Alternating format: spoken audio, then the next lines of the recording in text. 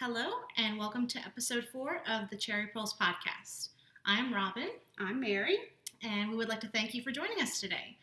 We are coming to you from outside New Orleans, Louisiana. And this is our podcast mostly about knitting, a little bit of spinning on my part, a little bit of crafty stuff. Shop updates. Shop updates for my shop. And just general what we've been up to. So we recently came back from DFW Fiberfest, and do you want to put? Do you want to say where to find us? Oh, absolutely. We usually do it at the end, but I think it's better if it's at the beginning. Let's do it at the beginning. So I am Teenybutton on Ravelry and on Instagram. You can find me there. Feel free to friend me or send me a message if you want to chat. I'd love to hear from anybody out there. And I am Snippin' Fool on Ravelry. And on Instagram, I am my Angry Orange Cat. And same about friending and messaging me if you want to talk. Yep, so we would like to thank any returning viewers and any new viewers. And we also have a podcast we would like to thank this week. At DFW, we met up for the podcaster meetup, which was outside by the big plant. That's what the description said. We found it pretty easily. It was really pretty. It was all yarn bombed. There's only one big plant. And we met several podcasters. But the one who mentioned us in her podcast was Robyn from Stitching Between Pages. She was super nice. She had a great name. She does. She has a wonderful name. And I really enjoyed talking with her and also talking with the Book of Stitcher, Jeanette. Yeah, so Robyn did mention us on her podcast, so we would just like to say thank you. And we would also like to recommend her podcast. I recently started watching it after we got back, and it's really good. I really love seeing her cats. Yeah, Robyn's really cool. She has 2 cats, and both of them only have 3 legs. Mm-hmm. And she's a PhD student getting her PhD in medieval history. So she's really cool, knows some really interesting facts about things, and just really, really fun to talk to. And she recently hit 1,000 subscribers. Did you see that? Yes, I was so excited for her. Yeah, so that's fantastic. So go over and check out her podcast. I think she's doing a giveaway right now. Yes, for her 1,000 podcast giveaway. Yep. So that's our recommendation for this week. 1,000 viewer. 1,000 podcasts. It's a lot of podcasts. 1,000 podcasts. Yeah. I do. Sometimes I go back and I'll watch the show just to see how it looks. And I notice many errors in speaking, so I do apologize for those. I don't know if anyone cares that much. I don't care whenever I see one. It really bothers me, but anyway, I can't be perfect, so there. All right. Ready to go to foes? Absolutely. I don't have any foes. I have one. Yes, you do. These are my socks that I was knitting out of Dancing Dog Dyeworks Elephant Festival. Ooh, did you see she's doing a knit along for anything in her yarn? Yes. I sent it to you. I don't know if these will qualify because you've already started them. No, but the reason why I wanted to hurry up and finish these is because this is the same colorway I used for my Bugle the Baby Elephant. And Legacy Knits is doing a stuffy along, and so I wanted to use this yarn to make a little tiny bugle. The first one was knit in worsted weight, and this is going to obviously be fingering, so it's going to be a tiny baby one. So that's going to be one of my next cast on because I had plenty of yarn left over, and so I'm going to have a little tiny bugle. And so I absolutely love this colorway. It makes me happy. Robyn wasn't really wild about all the pooling and everything. I'm not a fan of the pooling. I just love it. I think it looks so cool. I like that it pooled the same because sometimes you get one sock that stripes and one sock that spirals, and it makes me upset. I have some socks that did that. The same yarn, but the socks look like 2 completely different socks. But yeah, these pretty much did the same thing, and I love them. And they'll go in my box of socks. This is toe up. Yes. How did you make them? These are toe up. All my socks are toe up. This is a rounded toe. I increased to 64 stitches. Fish lips kids heel, and then Jenny surprisingly stretchy bind off. That's pretty much how I do all my heels, and these were knit on size 1s. So how many socks in your box? 5 or 6. I can't remember. Do shorty socks do count, huh? She didn't say they didn't. For Kristen's of Yarngasm podcast, her box of socks count. Yeah. I understand why, some cows don't want you to do shorty socks because, yes, they are quicker to make, but I'm not going to make a bunch of socks that I'm not going to wear just to enter a cow. So this is what I like to do. I live in Louisiana. It gets hot. You know, I'm not even going to wear these year round because they'd just be too hot to wear. So, well, you can. I like long socks because my feet get cold, but I usually only wear them inside, except in the winter. Yeah, but even when I wear socks inside, I don't want long socks. I just don't like long socks. Personal preference. Yeah, it's absolutely personal preference. So I'm assuming that Kristen will allow me to put these in. The box of socks, Cal, you just need to do 12 socks.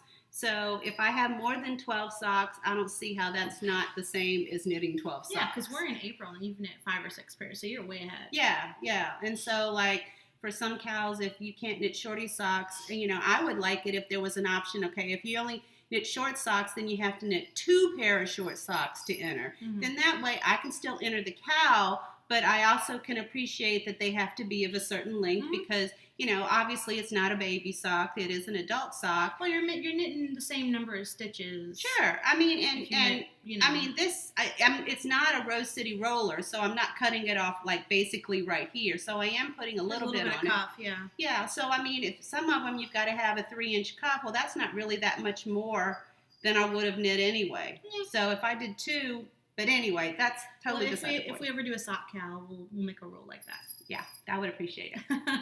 Okay, so that's my only FO for this week. Okay, well, I'm going to do my whips. I have... you have a hoe? Well, I'm going to do my hoe later because it kind of segues into what we got at DFW. Oh, okay. So I have a shawl that I started. This yarn probably looks familiar. I showed it on the last podcast. Yes, this was the yarn that I picked up at a good yarn in Sarasota for Rob. And I'm in the middle of a row, of course, but it's not that big of a deal. So this is the Woodland Crescent Shawlette. Which way's the front? This way's the front. Okay.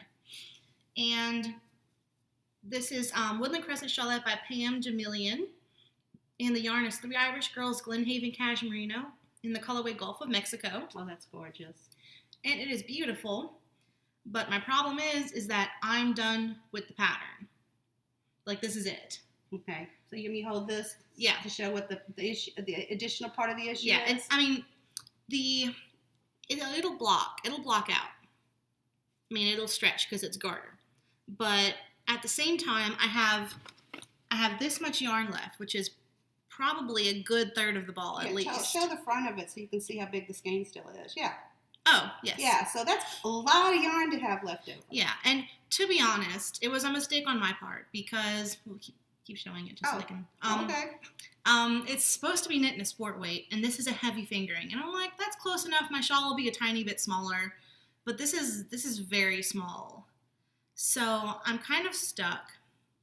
I don't know whether I should completely frog it and reknit it in a different pattern. I have another pattern that I like that's similar, you want to hold it up? But I don't love the lace as much. But it is written for fingering weight, so it would work better. Or I could continue to do lace eyelets on the top, and then it would be more of a square shape than a crescent shape. It would still have a crescent shape to it.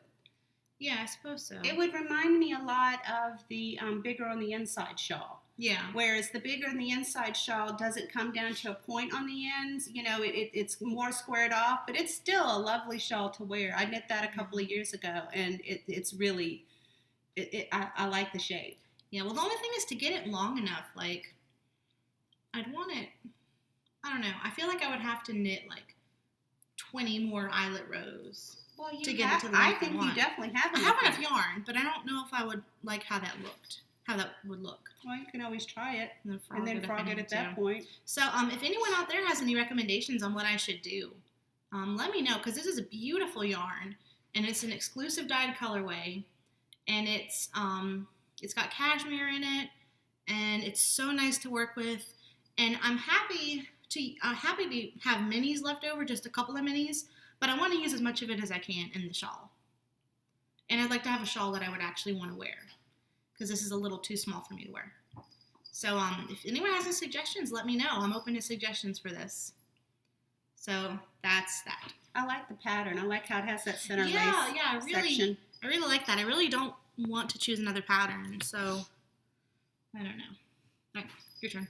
Okay. Well, let me do the one that I showed last week. This is in my Vera Bradley, and it is a ditty bag. Last week I called it a duffel bag. It's a ditty bag if you're looking for these at the Vera Bradley outlet or in her store. And this is my 3-color cashmere shawl. Let's see. So this is where I am. Last week I was here. Wait, where is it? Last week I was here, and I've just started on the striped part.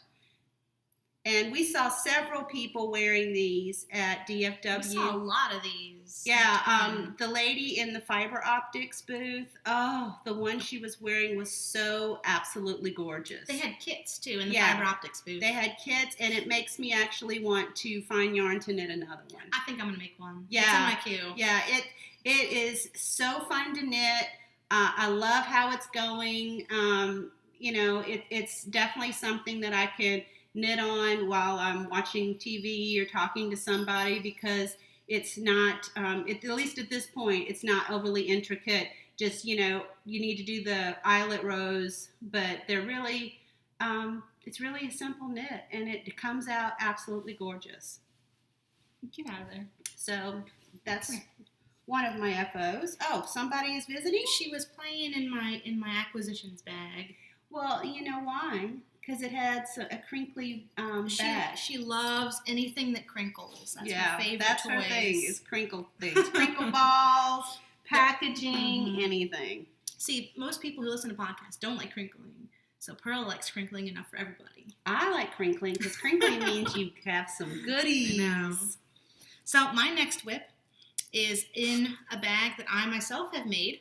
I actually have one of these in my shop, and I have enough fabric to make 4 more of them. I love that print. It's Little Red Riding Hood. The print is called The Wolf Loves Little Red. And it has a red chevron lining. And I put my little wolf progress keeper on the zipper pull. So if you want to take a look in my shop, I do have a couple of these that'll be available. These are, gotta pull all my skeins out. These are the Lady of Lallybroch socks by CC Almon. And these are her Outlander inspired socks. And why are you knitting those? I am knitting these because Outlander's coming back on. Yay! And I am ready. April 9th, people. Saturday. Men 2 in days from kilts. now. And Jamie. And they're in Paris this season. Oh. Well, you may not be wearing a kilt in Paris. Don't know. Don't remember. Well, we'll find out because we're going to be watching. I've read the books. Yeah, I haven't. But I want to. You need to. I have a copy. But anyway. Books are great. So this is a Celtic cable. And obviously they're knit toe up. And then I'm probably going to put in a fish lips kiss heel instead of using the heel in the pattern. And then there's the pattern is written to where the top overlaps, kind of like a kilt hose. But I don't know if I'm going to do that. It's interesting, but I don't know if I would get much wear out of like a double layered sock at the top. So I might just do a regular cuff. But I love the cable. These are obviously knit 2 at a time. The yarn is Savvy Skeins in her Comal, or I'm going to say Comal, but I think it's Comal sock in the forest green colorway. It's pretty. And we actually saw her at DFW this weekend, and she was super nice. Yes, and I won her Instagram giveaway. You did. Yay! I had to take a picture of her in her booth with a skein of yarn that I loved, and I won. Yay! So these are knit on size 1s. These are Haya Sharps, and I love them. I'm cabling these without a cable needle.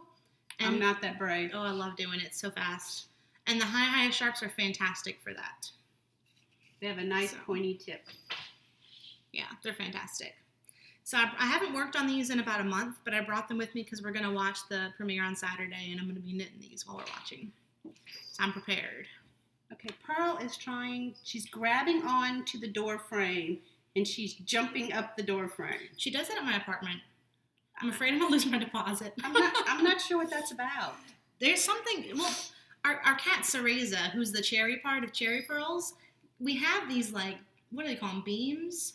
Well, the walls in our house don't go all the way to the ceiling. Yeah, there's like a ledge that runs around the perimeter of the living area, And Cereza will jump up on there. It's, what would you say, 8 feet up? Yeah. 9, it's really tall. And she'll Well, go 7. Yeah. She'll go around the perimeter of the house. She'll sleep up there. She'll sit in the windows. And Pearl's just looking at her like, how did you get up there? Like, what are you doing up there? And so Pearl wants to get up there too, but she's not, I don't know if she's not smart enough or she's not as good of a jumper. She hasn't figured out how to jump on the different pieces of furniture to get up there. If you watch My Cat from Hell on Animal Planet. I love Jackson Galaxy. This is kind of like our cat superhighway. Cereza is the only one who uses it. Whiskers, our other cat, has never had an interest in getting up there. And then Pretty, our cat. The Angry Orange Cat. Yes, the Angry Orange Cat from my Instagram name.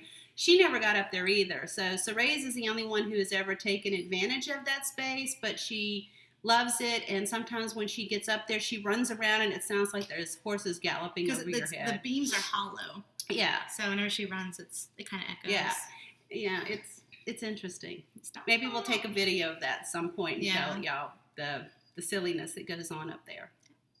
You have any more whips? I have one more whip. It's one from last week. It was the socks that I was working on in the Turtlepurl. Ooh, show your and the Turtlepurl colorway. It's just one of the socks. I think I was here last week, and whoa, I got all the way to here. Look at you. Well, I spent the week working on, the socks that I finished because I wanted to use the yarn to make the bugle, and then I was working on the 3-color cashmere shawl. But I did buy one of these DPN cozies at DFW, and I had to get it in the blue bonnet fabric. I also got a matching bag. And I got this from Suburban Stitcher and absolutely love it because it reminds me of the blue bonnets that were blooming when we were there and, just general Texas. We have all kinds of pictures of us going to visit my grandmother and playing in the blue bonnets on the side of the highway. Yeah, my mom and sister live in Houston, outside of Houston and Katy. And we would go and visit and we would go up to... Sorry. We would go and find places where they were blooming, and when my kids were little, we had a lot of pictures of them in the blue bonnets. So this is real sentimental for me. Oh, and what about your project bag? Oh, and this is in my still in my baseball project bag because I'm still going to baseball games. We are going to a baseball game on Saturday to watch LSU and Vanderbilt play. So these will be what I'm working on at the baseball game. So they're still in the baseball bag that Robyn sewed for me. I have some more of that fabric. I could make some bags to put in my shop if you want. That's entirely up to you. Yeah, that's a really cool fabric. Yeah, I really like it. I mean, I'm always the only person knitting, but I always get a lot of people talking to me and asking me what I'm knitting, and then I talk to other knitters. And one of the things I would love to do someday is go to one of the Stitch and Pitch games at one of the major league games to actually be at a baseball game, which I love, with a bunch of knitters, which I also love. So yeah, that would be so cool. So maybe we'll have to plan our trip around that. Yeah, the only problem is that it's not something that's always what's the word I'm looking for? Broadcast or the schedule. Advertised. Thank you. That's not something that's always advertised. So whenever you're planning a trip, you may not know when the Stitch and Pitch games are. So we'll see. Yep, we'll try to work it in. Yeah, that'll be fun. What you got? My next whip is actually one I started and almost finished at Fiberfest. This is just a basic toe-up sock.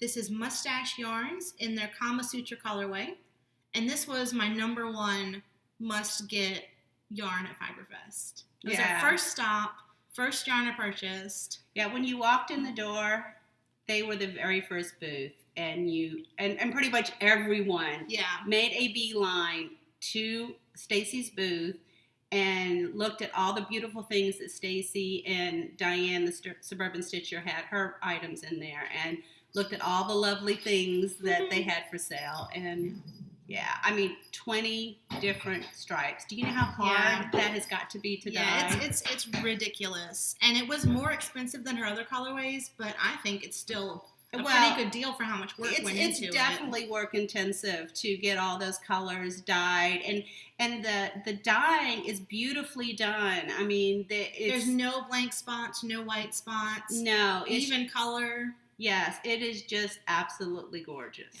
So these are my basic toe-up sock pattern. I've talked about it on the podcast many times before. I say many times. We're on episode 4, but every other sock I've knit so far has been this pattern. From now on, this is my usual recipe. I cast on 24 with a figure 8 cast on, increase to 68, knit to the heel, fish lips kiss heel, knit to the cuff, 2x2 ribbing on the cuff, Jenny's surprisingly stretchy bind off on size 1 needles. And then I have the other sock. Gotta pull it out. I finished the heel yesterday at work, and then this is how much I've knit at work this morning. The white is my knit picks. Teenybutton Studio, my feet sock base in just the bare colorway. Yeah, it's not knit picks. It's not knit picks. So that's how far I've gotten on the second one. And I need to knit until this blue stripe, and I'm on the yellow, so just 5 more stripes. Wait. 6 more stripes. 6 more stripes. No, shoot. Yeah, 5 or 6 more stripes, depending on if you count the yellow. I need to get back up to this blue. Yeah. And then the cuff. So I'm very close to being done. And I'm going to enter these as my second entry in Pin Feathers and Pearls, Candace's Stripy Socks Cow. I think I can have 2 entries. Pretty sure, yeah. I think, yeah. So Stripy Socks. I think after this I'm going to take a break from Stripy Socks, because I've knit, this will be pair 6 this year, and 4 of those 6 have been Stripy Socks. Well, no, actually, 5 of the 6 have been Stripy Socks if you count the Arnie and Carlos as being stripy. Yeah, that's a stripe. Even it's not striped like that, but it's definitely striped. And this is in my Yarn Owl, I think is what she calls it, by Diana Couture, which I got at DFW Fiberfest. This is really cute. Show the top. Oh, my yarn is all Here, let me hold tangled up. this. So it snaps closed at the top, and it leaves, I'm going to pull the yarn through so you can see how it works. It leaves a little hole at the top for your yarn to come through, but it's still closed so your yarn can't escape. And it's just the right amount, the right size for 2 balls of yarn and my socks in progress. There's no extra room. I can carry it on my wrist or hook it up to my bag. And the handle's got a little snap, so you can open it and attach it to something. Yeah, these are fantastic. And I have to say, these are really well priced. I was really surprised at how cheap these are. I think they're like maybe $18, $20 for these.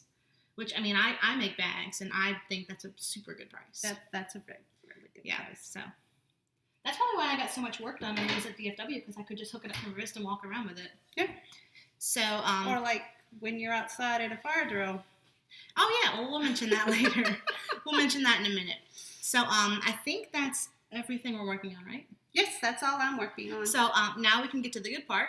Not that the other stuff wasn't the good part, but we can start talking about DFW. So on Thursday, we flew out of New Orleans to Dallas, and we stayed close to the Irving Convention Center. Less than a mile away, huh? Oh, yeah, it was very close. But, yeah, it was easy to get to and easy to, find our way around, so that part was great. We checked in, and I met some lovely ladies in the lobby who were also checking in. They were from Central Louisiana, and they actually recognized us from the podcast. Which was crazy. Very surreal. Well, she, whenever you were coming in, she's like, I think you look familiar. Where are you from? And you said, I'm from New Orleans. And they're like, oh, we're from Louisiana too. And she's like, that must be where I know you. Maybe we saw you somewhere. Yeah. And then we ran into him again in the parking lot. We were going over early to pick up Robyn's registration for the classes she made it in. And while we went out, and I brought Robyn over to introduce them, and I think maybe when I said what our names were or something, that's when she said, do y'all have a podcast? At that point, like, I almost died. I know. That was so cool. Crazy. That was so cool. It made our day. It really did. it made the whole weekend. Mhm. There were so many times that I kind of squeed because I'm like, oh my gosh, somebody actually recognized this. So after that, we went to check in. I was doing early check in because I was doing a class, Mhm. and you got to check in early too. I checked in early too because we have a podcast. We were given also a special little pass that was a media pass. I'm gonna dig mine out so we can see. Yeah, because we have the podcast, and because we do have the podcast, they did not charge me an entrance fee. If you were taking a class, you got into the showroom to see all the yarns for free. But if you were not taking a class, it was $10 a day or $10 for the weekend. But they were hoping that the podcasters would speak about the Fiber Fest on their podcast, so I was able to get in for free. So this is the media badge. Look at us, Cherry Pearls Podcast. I don't know that It's okay. There we go. Yeah. They spelled my name wrong, so I fixed it. Yeah, so it almost kind of poorly. looks like a J, but Whatever. Anyway, so these were little badges that we got to wear. Robyn has one that a second one that says student on it. They spelled my name right on this one. Yeah. So I don't care that much. Anyway, so we went over there and we Rob picked up the things that she needed for her class. And they did the student goodie bags this year. Oh, this was so cool. So this is the bag that all the students got. It says this way, DFW Fiber Fest, and then I added these little buttons. And inside was a skein of yarn, and I think everyone got Cascade. Yeah, Cascade was one of the sponsors. Oh no, Barocco. No, Cascade was one of the sponsors. Yeah. They allowed everybody to park for free at the convention center. Thank you, Cascade. And then everybody got a skein of Barocco yarn. Yeah, and this one is a bode in their colorway. There's no colorway. Probably just a number. I don't even see a number. Oh wait, here we go. Color 8800, just white, and it's a really pretty single. It's just like a really lofty single. It actually looks like what I spun in the class that I took. So yeah, you put them right next to each other, and you're like, wow, they look almost the same. Yeah, which says a lot for your ability to spin. And this was on a spindle, so you know. Well, I'll talk about that in a sec. But this was the the booklet that came with it that everybody got when they walked in. And it's really nicely put together. And then on the inside, you got a map and then all the vendors. So this was really great. This information was also on their website prior to the show. So you were able to download the map and then go ahead and figure out what you're hitting first. Yeah. Which we talked about in the last podcast. Yes. So would you like to talk about some of our highlights first, or do you want to show the yarn first? It doesn't matter. No, you pick. How about yarn? I always like yarn. All right. You want to go first? Yeah, go. All right. So there's a lot. So get ready. And we're going to do it all in one fell swoop. We thought about breaking it up into 2 separate episodes, but we're probably going to get more yarn to show next episode. So I'm not. I'm going to put myself on a yarn diet because I'm not promising anything. Okay. I shouldn't make promises. So the first thing I got at the mustache booth, I got the Sutra yarn, which is behind me. This is on her cover, the price tag. This is the show exclusive colorway, which is, what's the name of that? DFW 11s? Yeah, it's on 11s. This was the 11th show. So Stacy dyed up a show exclusive colorway for the 11th DFW Fiber Fest. And this is mustache yarns on her perfect sock base. So I got that. I got a skein of that as well. Yeah, but you can show that whenever you do yours. Well, I'm not going to show it if you've already shown it. Well, you can show it again. No, that's silly. All right, whatever. So this is also Mustache Yarn's perfect sock in her house cup colorway. This is my first ever Harry Potter striping yarn. I know there's a bunch of people that do them. I've never had them before, so this is my first one. And they use bronze for Ravenclaw instead of silver, which is one of my stipulations for buying it. They had to have the bronze instead of the silver. So I don't know if I might just put this in my stash for now. I was thinking about doing it for the Harry Potter along, but I think that ends in the middle of the month. I'm not sure. Yeah, I'm done with stripy socks for now anyway. Yeah. And they're OCD, which means they're 2 skeins put together. So you get 2 perfectly matching balls whenever you wind it. I paid the ladies. I made a donation to the Weavers Guild, and they had a booth where you could wind your yarn. And the lady was winding my yarn, and it ended. Like there was an end, and she was like, "Oh my god!" She thought she cut it, but it's two separate balls. Yeah, it's actually made that way. She almost had a heart attack. It was pretty funny, poor thing. I had forgotten too. I was like, another end to weave in. But so that's that. I'm trying to think of what I bought next. I'm not doing mine in order because I don't remember the order. Not that it matters. We did Savvy Skeins next. So we went to the Savvy Skeins booth. This is what Pearl was playing with. Yeah, the bag. I put my fiber in the bag so that it didn't get all messed up and like felty and whatnot. So I saw on Instagram before the show she was dyeing fiber. So I got this braid. Look how beautiful that is. I was gonna wind it up, but it's not cooperating. It's sparkly. There's a ton of stellina in this. There's no colorway. It's 4 ounces of superwash merino and stellina. Beautiful. Yeah, I really love this. I think I'm actually going to save this. This year they were doing a spin along before the DFW Fiber Fest. Oh yeah, I forgot about that. Yeah, and you could enter if you were using fiber from last year's DFW Fiber Fest, or if you were using a technique you learned in class. So I think I'm going to save this and spin it for that. That works. So that's that. Let's see what else. Wait, is there a skein in there? No. Okay. I forgot what I bought next, so I'm just gonna grab. Gonna grab. So I bought some Hedgehog fibers. I have 3 skeins. Where's skein number 3? There it is. This one I bought the first day, and the other 2 I went back and bought again because I couldn't resist. This is their sock yarn in Crybaby, which That's so pretty. It's so neon. I love it. It's got black little specks in it. There's no black. Oh, wait, it's brown. Oh, okay, it's brown. Yeah, that to me looks black. But I'm wrong. It's dark specks. But not much. Just a little skosh. Tiny bit. I love this end with all the colors. Mm-hmm. I'm thinking socks, but I'm not going to make any promises yet. And then I bought these 2 to go together, but I might reconsider. I'm not sure. This is Ghost and Typewriter. I love the typewriter. I kept looking at it and thinking, do I need it? And I decided to put that on the wait list. Yeah. I was thinking they would go together and I would do a 2-color shawl. But now that I'm looking at it, I'm kind of thinking the typewriter might be pretty on its own. But I don't know. I like it together. Yeah, I don't know. But I like them both apart. Maybe I'll add a 3rd color and do my 3-color cashmere shawl. It's going to marinate in the stash for a little bit.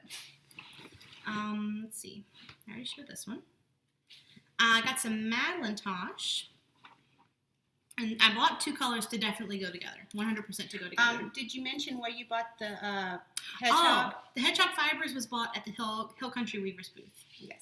They had a very small little rolling cart full of Hedgehog, and it was mobbed. Like, there was a line to get to the cart to look at the Hedgehog, which was amazing. They had a ton of gorgeous yarn. When I bought a Hedgehog Mini, I just forgot. Oh, yeah. Yeah, I bought a Hedgehog Mini in Boom Box. And I think it's a 20 gram skein, I think. Yeah, 20 grams. So that is definitely enough to do heels and toes, but I think I might just do a scrap of my sock blanket and then do the rest as minis. But I love it. I want a full skein of this, but they didn't have one. Have to stock the shop update. I know. So we went to the Mad Tosh booth. And so we had a little technical difficulty right there. For some reason, it dropped the video. It cut it, but so if there's a kind of a chop in there, somehow it dropped a frame when it was recording. Who knows we don't what that know means. why. But yeah, Mad Tosh booth. It was fantastic, and you were saying they had a lot less stuff on Saturday than it did on yes, Friday they had a ton of gorgeous yarn. So this I'm gonna definitely do a 2-color shawl with this. Definitely. I don't know which one, but I think they go really, really well together.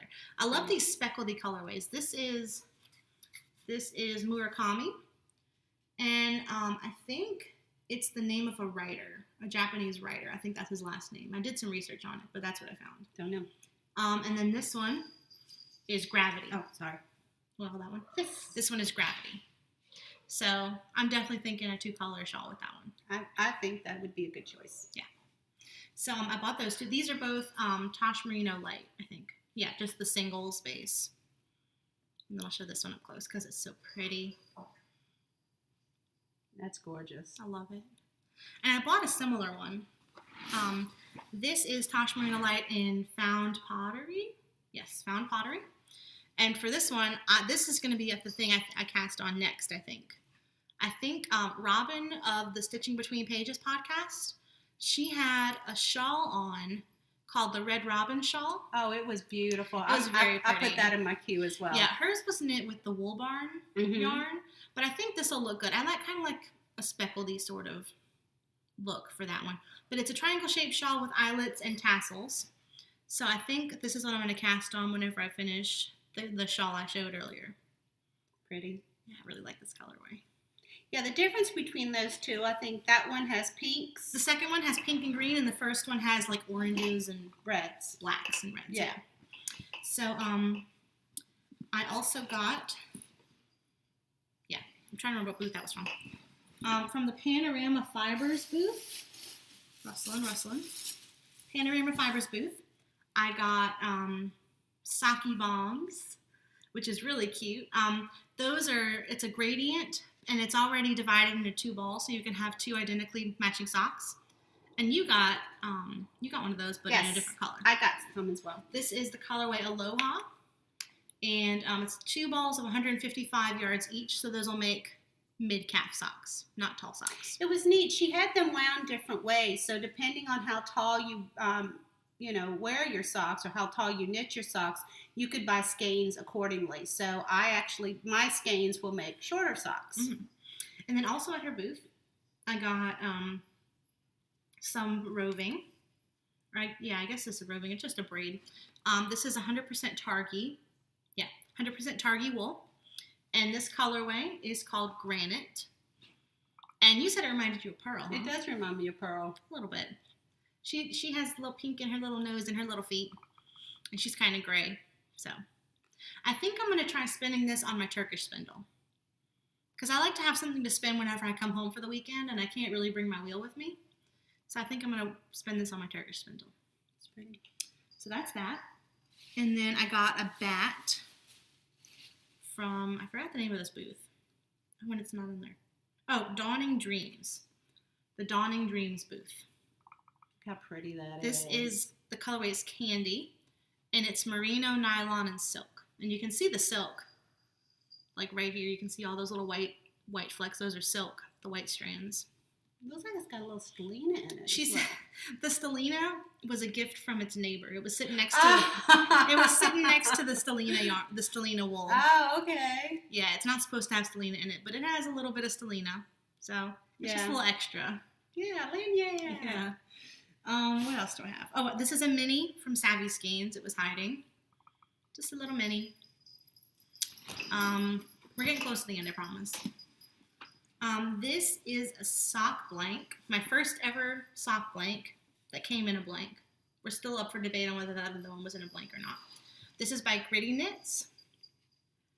And I don't think there's a colorway. No, there's no colorway. But it's 75 merino, 25 nylon. And I'm not going to pull it out because I don't know how to get it back in, twist it up like this. Yeah, but it's a gradient. It starts the orange and then it goes more up to a golden yellow up here. Yeah, but it goes like back to the orange. It's really interesting. So I think that'll be a really fun shawl. Yeah, I think that'd be pretty. Yeah, I love gradients. Yeah, that's mine. That's one of my things is gradients. And I've never knit from a blank before, so that'll be fun. So that's that. This skein is from Western Sky Knits. This is her Acadia colorway in the Magnolia Luxe sock, 75, 15, 10 merino cashmere silk. And I got this, this was discounted, hence the sticker, because it has knots in it. And I'm okay with knots. I mean, I don't love knots, but you just cut them and weave in the ends. So what, you have to weave in a couple more ends. For the deal that I got on this and the fiber content, I think it was definitely worth it. It's really beautiful. It's a gradient. I don't know if you can see. It's a gradient? Well, not a gradient. It's tonal. Yeah, Thank tonal. you. Yeah. I don't know, why did I say gradient? But you can see the tones there where it goes, this is beautiful tealy color, and then it goes to a lighter, and then there's a bit of dark, and really pretty. The lady who was checking me out at the Western Sky Knits booth, she was wearing a sweater made of this colorway, and the same dye lot, actually, and it was gorgeous. So I'm thinking a shawl with this, but the problem is that, like, I already have a shawl in this color. So you make it a 2-color shawl. That's an idea. Or a 3-color shawl. Yeah, it could be good for a 3-color cashmere shawl because it's got cashmere in it. Lives up to the name. Well, my 3-color cashmere shawl doesn't have any cashmere in it. That's just the name of the pattern. It's nowhere then. That's just the name of the pattern. Yeah, I'm just messing with you. I know. Let's see. Trying to see what else I have. Okay, 2 more skeins and that's it. 2 more skeins. This is from Tumbleweed Yarns. I love that color. This is her Sugar Skull colorway. It's a self-striping. And it's 80/20 merino nylon. This is her Aurora base. And I've had this in my Etsy favorites for at least a year or 2. And I've been debating buying it. And I'm like, I'm not ready to buy it yet. And while I was there, I was like, I'll just get it. Whatever. You've been wanting it. Yeah, it's been on my list. It's not like an impulse purchase. And I mean, seeing it in person, I think seals the deal. She had all kinds of samples knit up in all her colorways. She has gorgeous self-striping colorways. Yes. I saw the Sugar Skull and I was gonna get it, and then I saw like 4 or 5 others and I'm like, wait, I'm gonna get that one. It was hard to decide. Yeah, I probably, not that I should have got more, but like, if I had more money left, I would have bought more. Yes. So that's this one. This is going to sit in my stash because, again, more striping yarn. And then this is from October House Yarns. This is their Linden sock base, half merino, half silk, 437 yards in violet. And it is gorgeous. It's so pretty. Beautiful light lavender color. And it's soft. I think their booth was my favorite aesthetically. Yeah, it was a very beautiful booth. They do absolutely gorgeous, like, muted colors. They kind of look like they're naturally dyed. But every single skein they had was gorgeous. So I just bought this one, but you bought more. Yeah. So you can show it. But it's gorgeous. I think it's going to be a cowl. I'm thinking like a really close to the neck sort of cowl. Yeah, because that's something, I mean, when you put it on your face and you put some love on it, it is something you want close to your skin. Yeah. So that's all the yarn I got. I did get a set of stitch markers. Maybe. Oh, I forgot my stitch markers that we swapped for. Oh, I forgot mine too. They're at home. I'm going to have to go get mine. Okay, so you can go get yours and we'll cut it. I got these stitch markers from Knitting Rose Yarns, and I think I'm going to convert these to project keepers because they're a little big for regular stitch markers, but there's a little lipstick and a heart that says woke up like this. So I just thought they were cute and kind of funky, and you can see what I paid for it. Don't look at that. I just think they're really cute. It is. It's very cute. Yeah. So look who's above us. She's up there. Race is above us on the wall, looking down at us like a big gargoyle. Yeah, so that is all of my acquisitions. Would you like me to go grab your stitch markers while you show your... Yes, they're on the table next to my chair. Okay, so my turn. I also have a big bag. Sticking out of the top is a braid that I bought for Robyn. This is an early birthday present, so I'm going to have to hold on to this for a while. This was from Panorama Fiber Arts, and it's a Targhee, and the colorway is Greenwich Village. So look how beautiful that is. It's so pretty. It's just all sorts of different colors, just beautiful. This back in the bag so it doesn't get full of cat fur. Okay, I bought this at Savvy Skeins. This is the colorway Color Run. I thought for a while about doing the Color Run at one point, and then I don't really see me doing the Color Run. So this is the closest I'm ever going to get to a Color Run. But I just love all the colors that are in here. She has some really great new speckles. She does. And this is 438 yards, and it is 75 superwash merino, 20% nylon, and 5% stellina. I like sparklies. Mhm. Okay.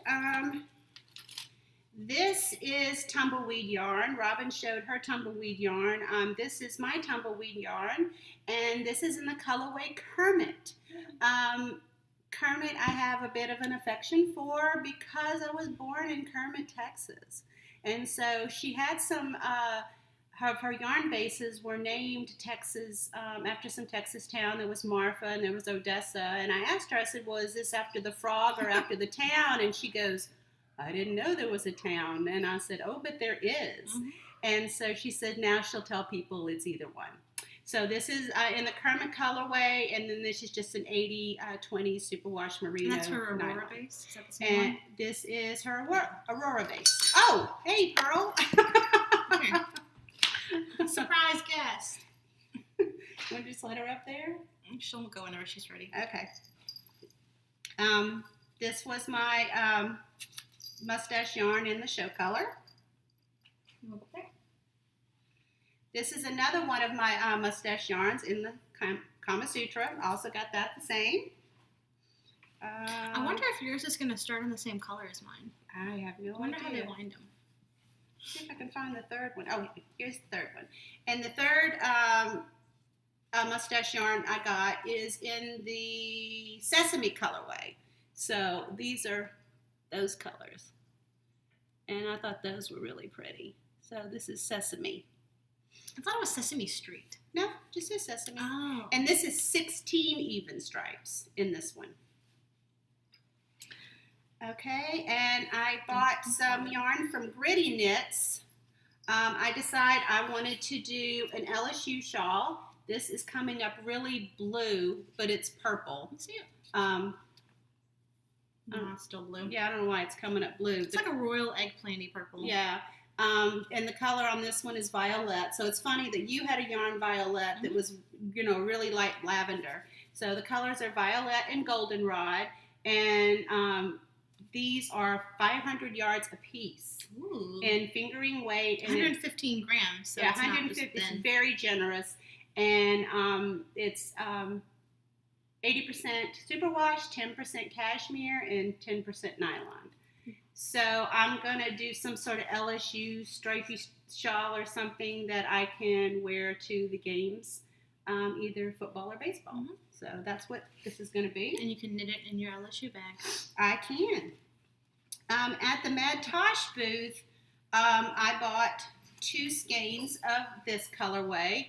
This colorway is called Favorite Pair, and I was so drawn to this colorway. I walked around the booth and I looked at all the colors and all the different weights of yarn, and I kept picking this color up in worsted, in lace, in DK, and I'm like, okay, something's telling me I want this colorway. So I bought 2 skeins of this in the Tosh sock, and again, this is going to be some sort of shawl at some point. I rarely buy 2 skeins of the same color, so that was one of the things that I wanted to do on this trip, is to get, enough to make a larger shawl. So that's what it's this 420 yards. That's a good amount. Yeah. So that's my Mad Tosh purchase there. I got from Western Sky Knits. I got this skein, and I just thought this was gorgeous. And this one is called Unicorn. Look how cool this is. And it's got stellina in it. Yeah, of course. It's got stellina in it. It's got the sparklies. So the undertone is like a purple, and then it's got blues and reds and greens. And I really like this orange right here. Yeah, a little tiny bit of orange. I really like that. It's like so cool. And this is Twinkle Sock, Merino Nylon Stellina. Look at that. I know. Their booth was really nice. Yeah, they had some really, really beautiful yarns. They had some tonals, they had some solids, and then they had, really yummy stuff like this. This is the sock bomb that I bought. Robyn also bought one, and this one's mine. And if you look on the side. Well, there you go. I told you about how you can buy it in different sizes. So she winds it in 3 different ways. You can either buy a shawlette amount, or you can buy a knee sock amount, or a mid-calf amount. And so obviously I got the mid-calf because I do the shorty socks. I like that colorway. Yeah, so this Northern Lights. This is called Northern Lights, and it is. It's not on there. Oh no, it's on the front.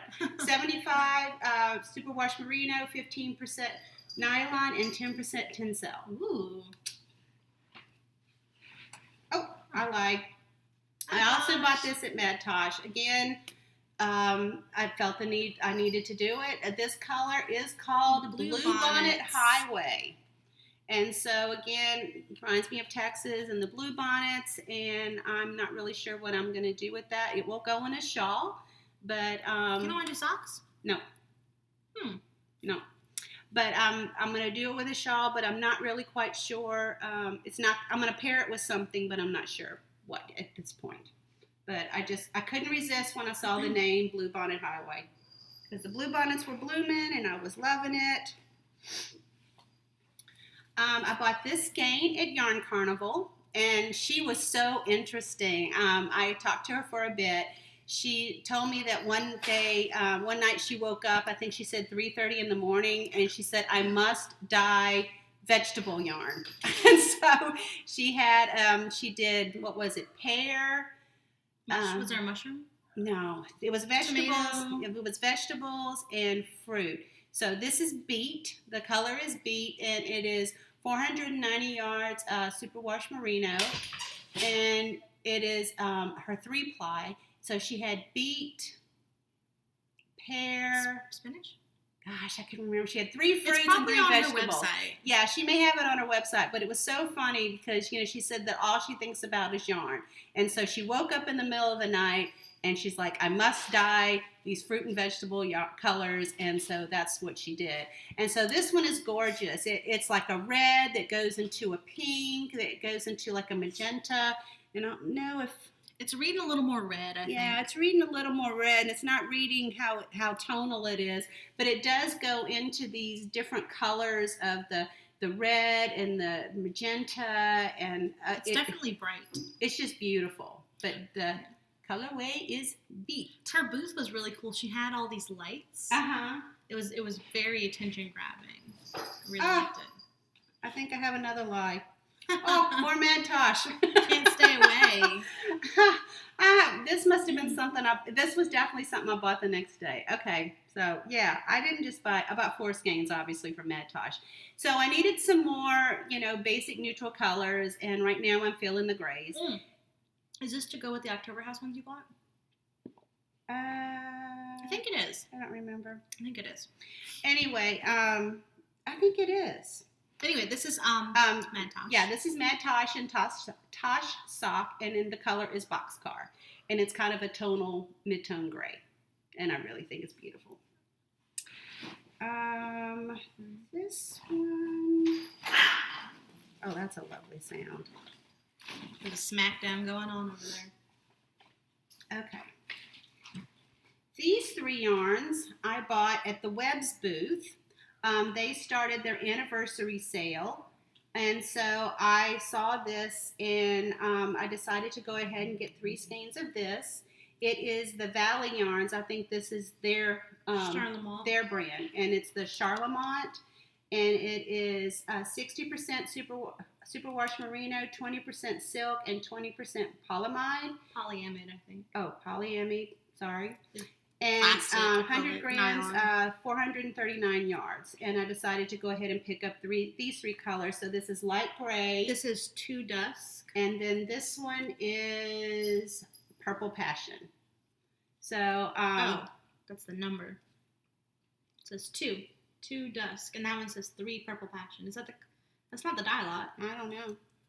That just is light gray.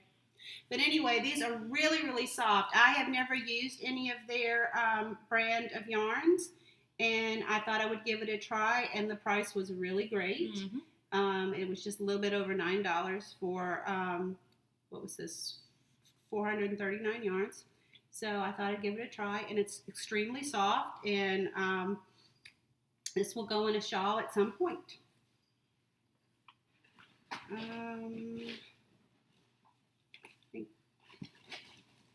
Okay. Yeah, you're right. I did buy the Mad Tosh to go with this. So as I was looking around and I saw the beautiful 3-color shawls, 3-color cashmere shawls, I thought I might do another one.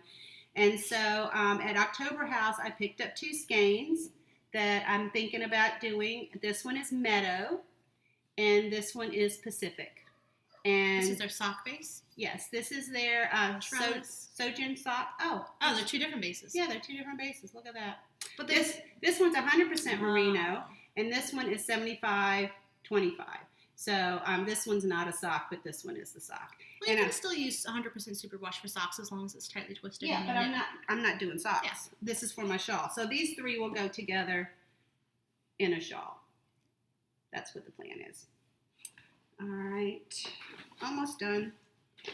And the last thing that I bought were some beads, and I cannot remember the name of that store. Artful Bead, I think it was. Something. I think it was Artful Bead. And these were the beads. It's probably in the booklet. Yeah, these are the beads to go with this skein that I'm gonna do a shawl out of. It's the Susanna IC Winter Cow Artful Bead. Artful Bead. Thank you, Rob. And so I bought the beads to go with the shawl that I'm making here. It's still reading so blue. This is so this is totally peacock color. Yeah, it's like green blue. Yeah, it's not reading the right color, but anyway, the beads match it pretty closely. So those are all the things that I bought. Oh, I forgot. I bought that one of the booths had 2 little had a little basket of finger puppets, and so Robyn and I did a little finger puppet dance with the 2. The lady was appalled at our behavior. So I bought a little alpaca, and then I also bought a cat to bring home to my other child, and so it looks like Cereza too. I couldn't resist. Yeah, it's a cat. It looks like Cereza. Actually kind of has a little bit of an angry face. Cereza's Cedric's cat anyway. Yep, that's true. That's true. So I'll probably put that little video at the end because that's pretty fun. Yeah. The lady's like, ladies, calm down. I know. And we're like, wow, wow, wow. Yeah, so we were having a good old time. One of the things that they did at DFW Fiber Fest is they let people do a stitch marker. You can't see any of those. They're all so close together. Okay, so here's some of the stitch markers that I got. I'm going to kind of... My favorite one, I think, is this one right here. The little sheep made out of yarn balls. We didn't get the names of anyone who traded with us. Look how cute that is. That one's so cute. And, okay, I have a couple of favorites. The TARDIS. Okay, of course, this is one of my favorites, the TARDIS. That's a lot of work to make all those TARDISes that small. Yes, and then this one's one of my favorites, a Dalek. Why am I going way over there? And one more. I thought this was so cool. Oh, yeah. This is like a little paper airplane. Look how cute that is. I got mostly the same ones, but I left mine at home. Yeah. So you could. They gave you like a little pen. Well, until they ran out. Oh, wait, I have my pen. And you could go around and swap stitch markers with people. And stitch marker Sammy.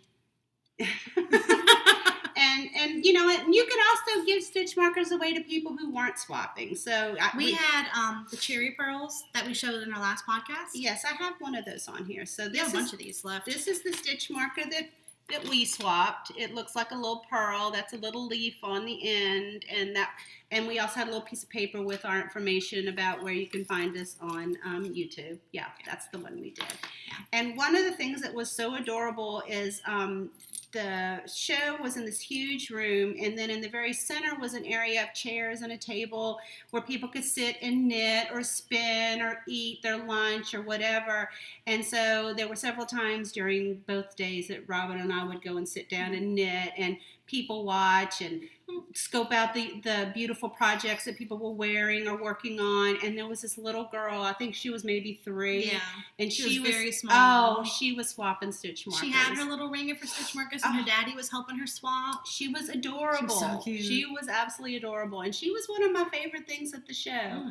I really enjoyed swapping with her. What about Hedda? We also ran into Hedda. Hedda is a working dog who is being trained to someday be someone's dog who is a blind person's She's dog. being trained by, what is it, guide dogs for the blind? I can't remember Exactly. exactly. She's a Lab Golden mix, which is close to our hearts because we had a fantastic Lab Golden mix, Yes. Skittles.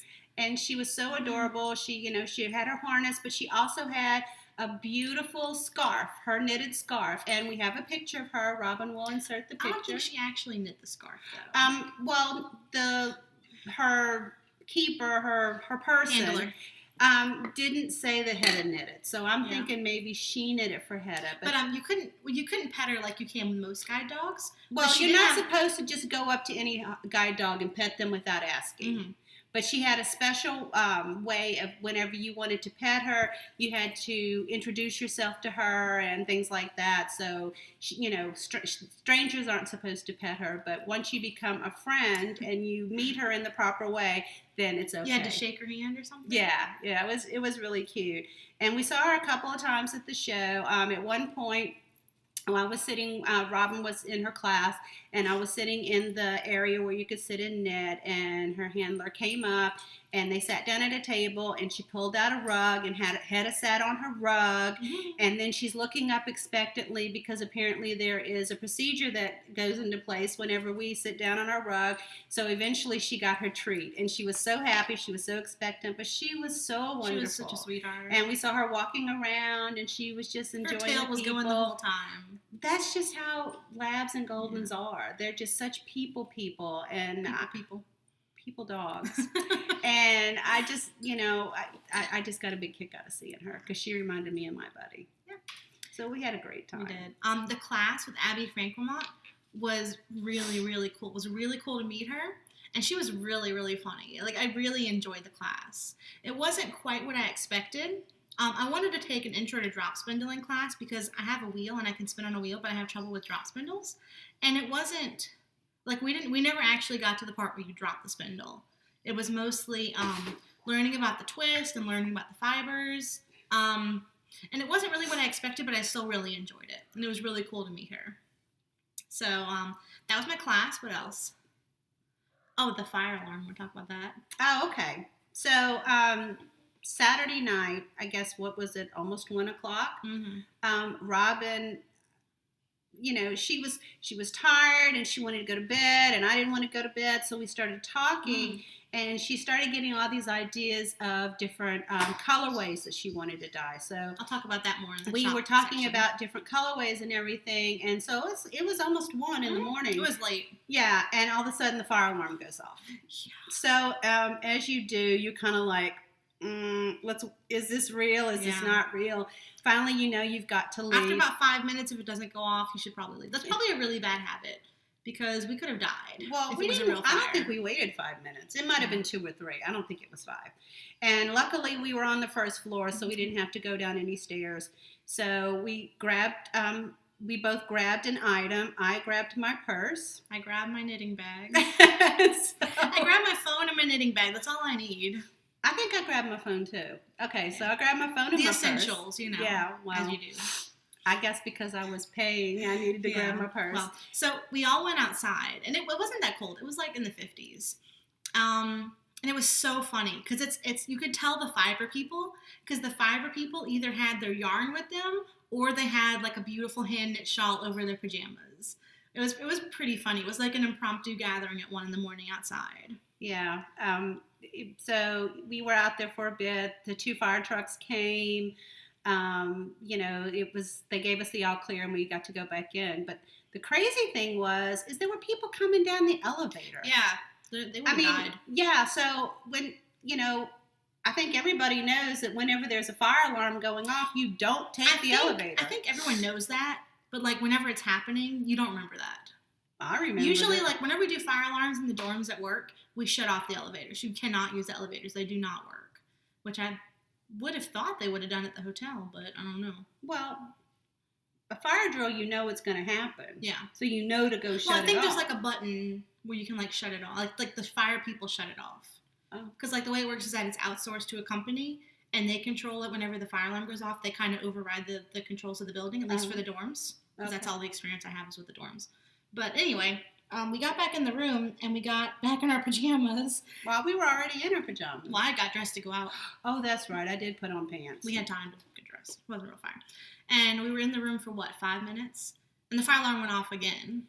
Yeah. We didn't leave this time. Yeah, at that point, we're like, the fire people are still here. They're going to fix it. Yeah, and it went off for like maybe 2 or 3 minutes, and then it went back off. So we were thinking maybe they were testing it or something like that. Or someone pulled it again for funsies. Who knows? I don't know. But yeah, so it was interesting. There were a couple of people who posted pictures on Instagram. Diane, the Suburban Stitcher, she took a picture. And you can see me on the right-hand side knitting. Yeah, Robyn's standing out there waiting for the fire trucks to come, and she's knitting away. That's what this little handle came in handy for, because I could just stand out there and knit during the fire alarm. Yeah, it was amusing, and I was sitting there thinking, man, this, if this is real, I'm running back in and getting my yarn. Because some lady walked by me, she's like, man, you remember the important stuff. And I'm like, yeah. Yeah, pretty much.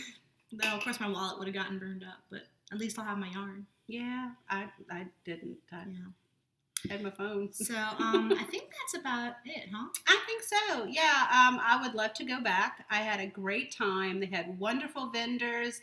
The ladies who put on the show did a fabulous job. It was really well run. It was really very, smooth. very well run. There was a place to where you could check any bags or your wheel if you brought your wheel for spinning classes. The 2 ladies that we met when we first got to the hotel, they were there to take spinning classes. They must have driven, because I wouldn't take a wheel on a They plane. did drive in, and one was taking 4 spinning classes, one was taking 3. And none of the classes were my class, so I didn't get to see them in class. Yeah, they belong to a spinning guild close to where they live, so they are very familiar with the ins and outs of spinning. But I think one of them was taking a photography class, how to photograph your knits and things like that. But the whole thing was just very well run. There was a place to wind your yarn.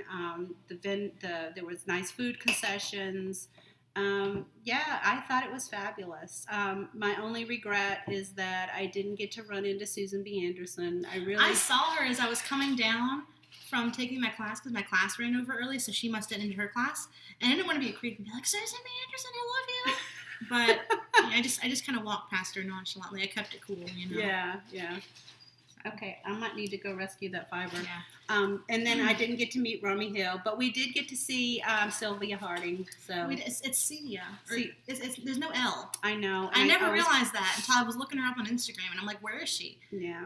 Yeah. I put an L in there. But anyway, I got to see her going up the escalator on her way to class. Yeah. So yeah. She's so short. She's like a little pixie. She's so cute. Yeah, but what she had on was gorgeous. Oh, yeah. She had this gorgeous hand knit sweater on. It was fabulous. Yeah.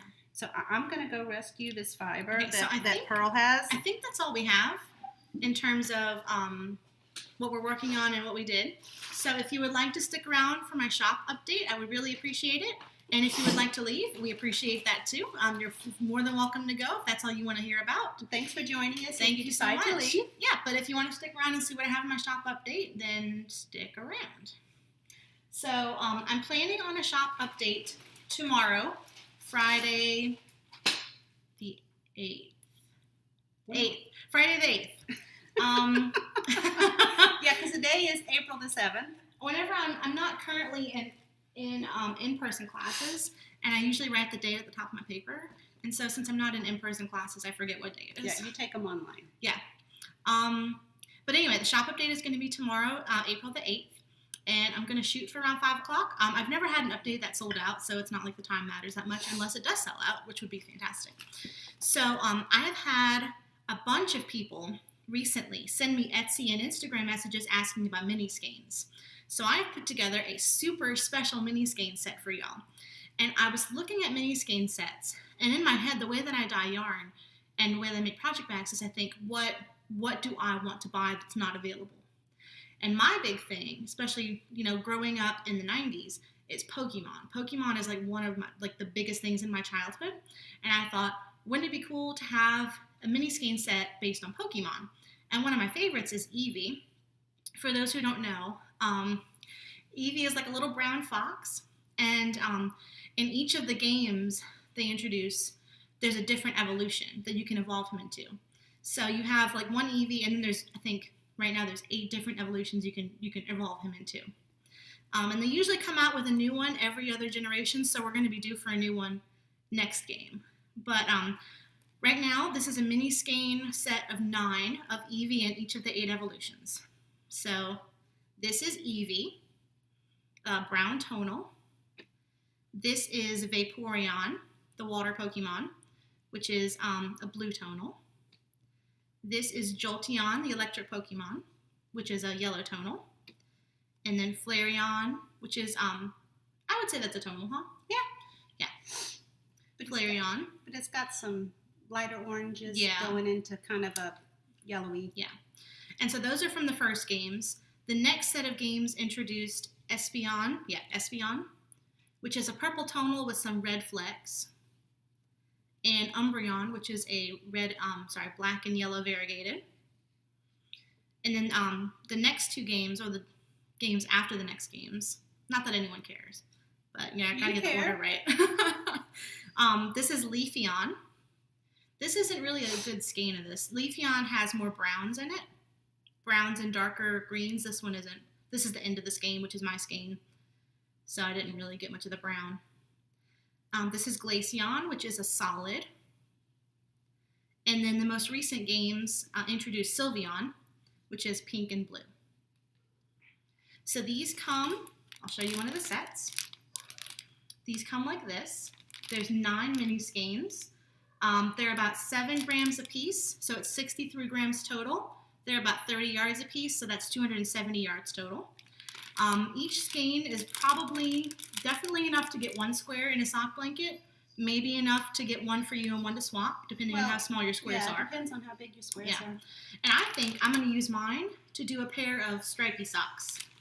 I think I'm just going to weave in all the ends and then actually it goes this way, left to right, do a pair of stripy socks. So that's that. So you've got them packaged in the order they come out as well. They're packaged.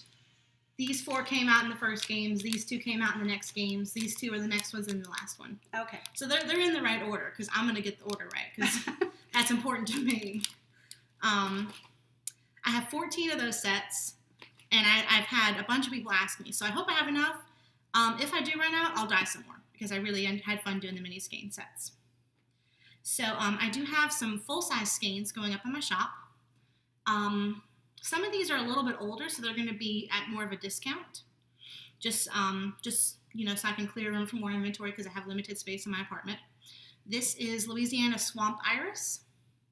This is on my worsted base. This is Peridot or Peridot. I've always heard Peridot, but in the recent Steven Universe cartoon, they say Peridot, so I have no idea. But that is your birthstone. That is my birthstone, August. It's lime green with some oranges, yellows in it, and a little bit of blue speckling. And then I have, this one is going to be reskeined. This is Butternut Sparkle Squash. It is my sock base. It's not Feet's sock, it's an older base. But it's really, really soft. Like, feel how soft that is. Oh, that is soft. I know. I was surprised. It is, what is it? 75-25 merino nylon stellina. And then this is Fairy Prince, which is actually based off of my brother Cedric.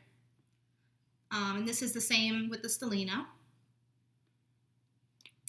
And then that is it for my older yarns. You hold? Yes, please.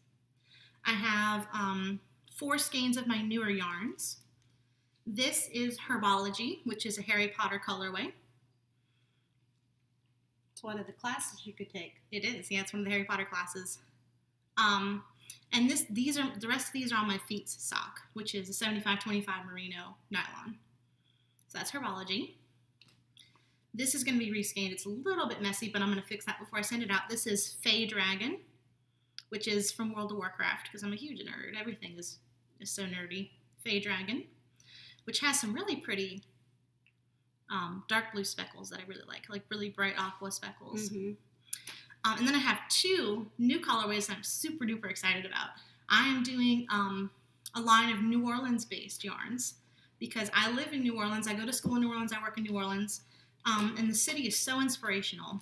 This is what we were talking about at 1 in the morning. Yeah. Before the fire alarm went off. I had the idea for this colorway, which is crawfish boil. And I was like, Mom, I need to do this colorway. Yeah. So this is part of my Taste of New Orleans collection. This is crawfish boil. So it's red tonal. Yeah, very tonal. Kind of what crawfish look like when they're boiled. Yeah. We always used to do crawfish boils in April. We haven't done one in a couple of years. No. But I don't eat crawfish because I think it's disgusting.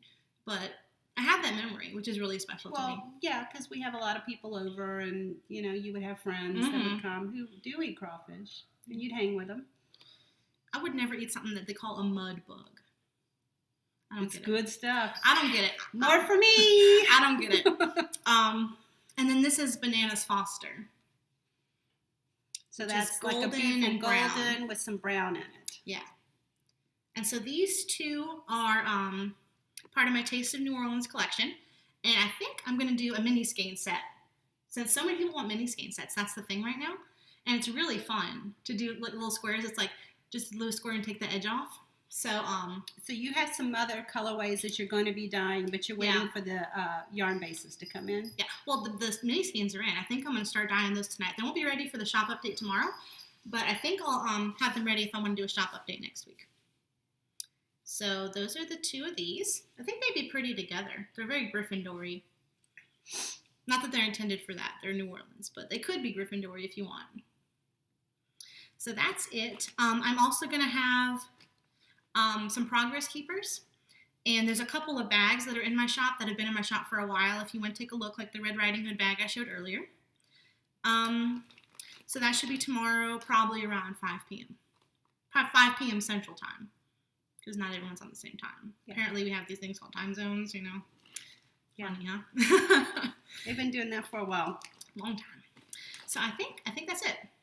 I think that's it. So, again, thank you for watching. Yes, thank you. Yeah, and we will try, what are we going to do? We're going to do a podcast at least every other week. But we may shoot for every week. Yeah. We haven't really decided. I think we are, at least I'm finding that I'm really enjoying doing this. So, for now, unless things come up with school or whatever, I think we're probably most likely to do it every week, but at least every 2 weeks at the minimum. Yeah. So thank you for watching. Thank you. And we will see you hopefully next week. Okay. Bye.